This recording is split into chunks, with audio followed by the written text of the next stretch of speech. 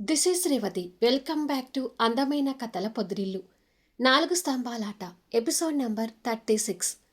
చూసుకోకుండా ఒకరి మీద ఒకరు పడి గొడవ పెట్టుకుంటున్న శ్రీమాన్ మైనా. కథలకు వెళ్ళబోయే ముందు దయచేసి వీడియోకి ఒక లైక్ ఇవ్వండి, అలాగే హైప్ ఇచ్చి వీడియోని సపోర్ట్ చేయండి. స్టోరీస్ నచ్చినట్టయితే మన ఛానల్ని తప్పకుండా షేర్ చేయండి. ఇక కథలోకి వెళ్ళిపోదాం. జయరాం గారు కాలేజ్కి వెళ్ళి వినయ్కి ఫీజు కట్టి లారీ అసోసియేషన్ దగ్గరికి వచ్చేసరికి ఒక దగ్గర మిస్టర్ మట్టయ్య సూటు బూటుతో కనిపిస్తూ బస్తాలు మోసే పని కూడా చేయకుండా దీనంగా కూర్చొని జరిగిన పెళ్లి గురించి బాధపడుతుంటాడు. జయరాం గారు అతన్ని బాధగా చూస్తూ దగ్గరికి వచ్చి, పని కూడా చూసుకోకుండా అలా కూర్చున్నావేంటి మిస్టర్ మట్టయ్య అని అడుగుతాడు. వారిని చూసి కన్నీళ్లు తుడుచుకొని మిస్టర్ మట్టయ్య లేచి నిలబడతాడు. మిస్టర్ మట్టయ్య కంట్లో నుండి వస్తున్న కన్నీళ్లు చూసి, జరిగిన పెళ్లిళ్ళ గురించి ఆలోచిస్తున్నావా అని అడుగుతాడు. అంతే కదా బాబుగారు, నా వల్ల పెద్ద తప్పు జరిగి నలుగురి జీవితాలు నాశనం అయిపోయాయి. ఈ జన్మలో నేను చేసిన తప్పుని మర్చిపోలేను కదా అని అంటాడు. చూడు మిస్టర్ మట్టయ్య, జరిగిపోయిన దానిని ఇప్పటికెప్పుడు ఎవరు కూడా మార్చలేము. జరిగింది దైవ నిర్ణయానికి వదిలేసి జరగాల్సిన విషయాల గురించి ఆలోచించు. అంటే నీకు పల్లవి ఒక్కతే కాదు, నీ వెనక పెద్ద కుటుంబం ఉంది. ఆ కుటుంబం కోసమైనా నువ్వు ధైర్యంగా ఉండాలి అని అంటాడు. ఎంత బాధని దిగమింగుకుందామన్నా మర్చిపోలేకపోతున్నాను బాబుగారు అంటాడు బాధపడుతూ. మర్చిపోయే విషయం కాదని అందరికీ తెలుసు మిస్టర్ మట్టయ్య. నా కొడుకు కోరుకున్న అమ్మాయిని పెళ్లి చేసుకోలేదని మాకు కూడా బాధగానే ఉంది. అయినా ఏం చేస్తాను చెప్పు. చూడు, సంవత్సరం తర్వాత కార్తీక్ పల్లవి విడిపోయినా పల్లవి జీవితానికి నేను అండగా ఉంటాను. తన జీవితం చక్కదిద్దే వరకు నాది బాధ్యత. నువ్వు పల్లవి గురించి బాధపడకు అంటూ సముదాయిస్తాడు. వారి మాటలకు కృతజ్ఞతగా చేతులు జోడిస్తాడు. ఇక వెళ్ళి పని చూసుకో అంటూ భుజం తట్టు చెప్తాడు. సరే బాబుగారు అంటూ కన్నీళ్ళు తుడుచుకొని లారీల దగ్గరికి వెళ్ళాడు. మిస్టర్ మట్టయ్యని చూసి జయరాం గారు బాధపడుతూ ఆఫీస్ లోపలికి వెళ్ళిపోయాడు. సాయంత్రానికి కార్తీక్ ఆఫీస్ నుంచి ఇంటికి చేరుకొని సూట్ విప్పి పక్కన వేసి సోఫాలో కూర్చుంటాడు. ఇంట్లో ఎవరూ లేకపోవడంతో పల్లవి హాల్లోకి వచ్చి అలసిపోయిన కార్తీక్ని చూసి, పాపం సార్కి ఒక కప్పు కాఫీ ఇద్దాము అని అనుకొని కిచెన్లోకి వెళ్ళింది. కార్తీక్ సోఫాకి ఆనుకొని కళ్ళు మూసుకొని మైనాతో ఉన్న జ్ఞాపకాలు గుర్తు తెచ్చుకో ఉండగా, కాఫీ సార్ అంటూ పల్లవి గొంతు కాస్త కంగారుగానే వినిపిస్తుంది. మైనా ఆలోచనతో ఉన్న కార్తీక్కి పల్లవి గొంతు చెవిలో పడగానే కళ్ళు తెరుస్తాడు. తనని కోపంగా చూస్తూ కాఫీ కప్ పట్టుకున్న చెయ్యిని గట్టిగా విసురుతాడు. దాంతో కాఫీ కప్పు వెళ్ళి ఎక్కడో దూరాన పడి ఫ్లోర్ అంతా కాఫీ అయ్యి కప్పు ముక్కలై కనిపిస్తుంది. ఆ చర్యకి పల్లవి భయపడుతూ, ఏంటి సార్ అలా చేశారు అని అడుగుతుంది. కోపంగా సోఫాలోంచి లేచి, ఇలా కాఫీలు టీలు అందించి నాకు దగ్గర కావాలని చూస్తున్నావా అని అడుగుతాడు. అలిసిపోయి కనిపిస్తున్నారని కాఫీ తెచ్చిస్తే మీరిలా అర్థం లేకుండా మాట్లాడుతున్నారేంటి సార్ అని అంటుంది. షటప్ అంటూ గట్టిగా కసురుతాడు. ఆ వాయిస్కి భయంతో చూస్తుంటుంది.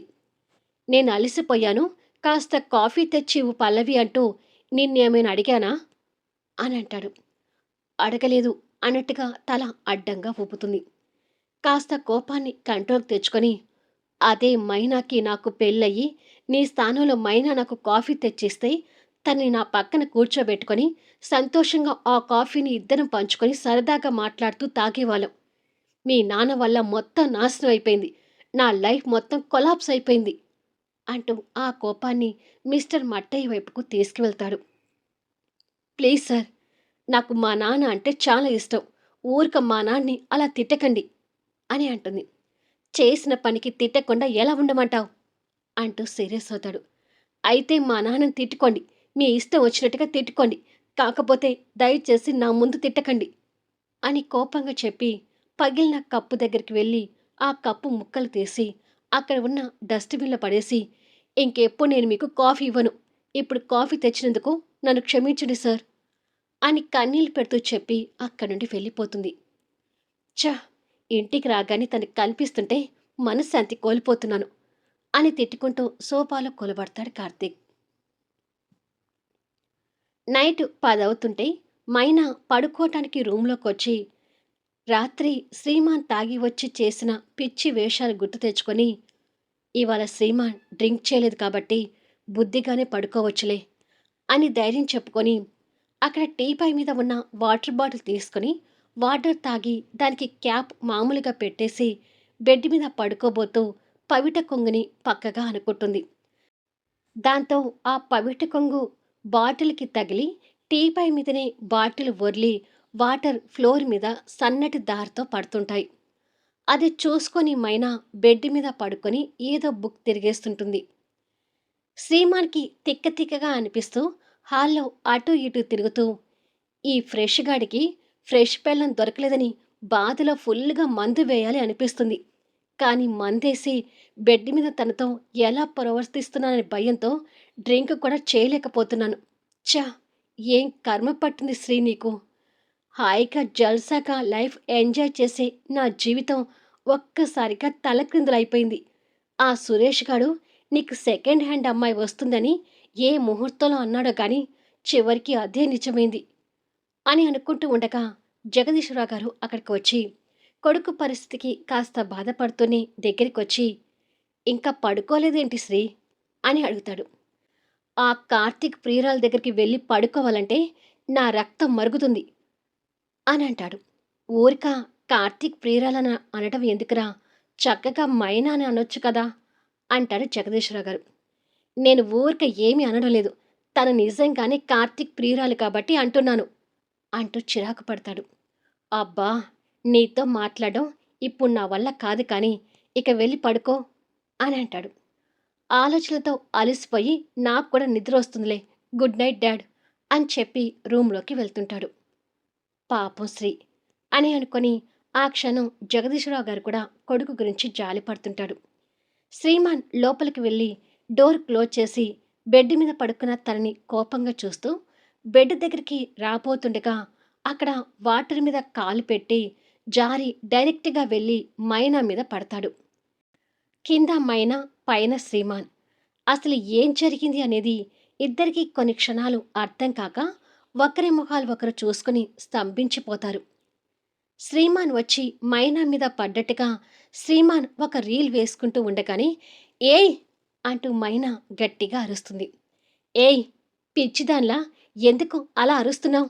మా అమ్మ మా నాన్న నీ అరుపు వింటే నేను నిన్ను ఏదో చేశాననుకుంటారు అని అంటాడు. మరి నువ్వెందుకు వచ్చి నా మీద పడ్డావు అంటూ కోపంగా శ్రీమాన్ని పక్కకు నెడదామన్నా కూడా ఆ భారీ కటౌట్ని కదిలించలేకపోతుంది. శ్రీమాన్ ఇంకా తన మీద అలాగే పడుకొని పోయి డౌట్స్ క్లియర్ చేసుకుంటూ నాకు తెలియక అడుగుతున్నాను, నేనొచ్చి నీ మీద ఇలా పడటానికి నీలో ఏమైనా అయస్కాంత శక్తి ఉందా అని అడుగుతాడు. నా బొంద శక్తి, ముందు నేను నీ బరువు మోయలేకపోతున్నాను, నా మీద నుంచి లేస్తావా అంటూ కోపడుతుంది.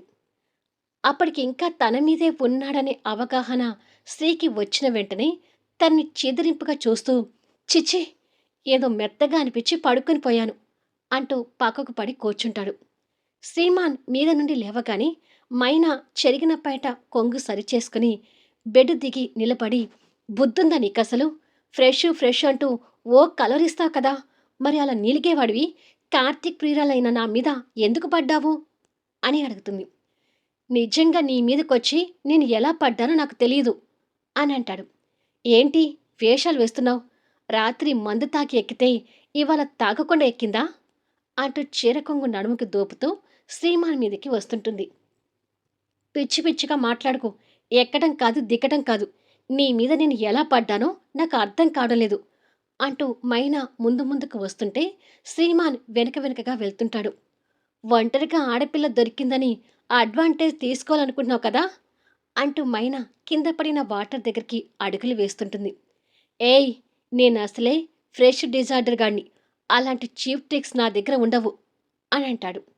చీప్ ట్రిక్స్ లేకపోతే మరొచ్చి నా మీద ఎలా పడ్డావు అంటూ ఈసారి మైనా అడుగు వేసి శ్రీమాన్ దగ్గరికి రాబోయి కింద వాటర్ మీద కాలు పెట్టి జారుతూ శ్రీమాన్ ఛాతి మీదకి వచ్చి పడుతుంది.